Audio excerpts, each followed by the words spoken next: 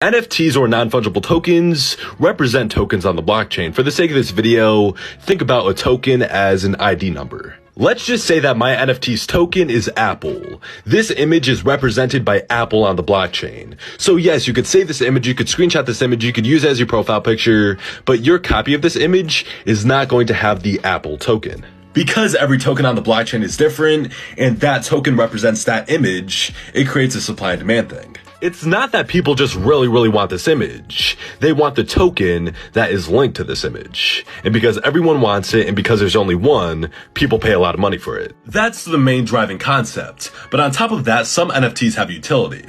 If you have the token that is linked to certain NFTs, you might get invites to some real life events, or be able to do certain things in games because you have the token linked to the NFT. Once again, not the image, but the unique token. And finally, if you think NFTs are stupid, don't just screenshot one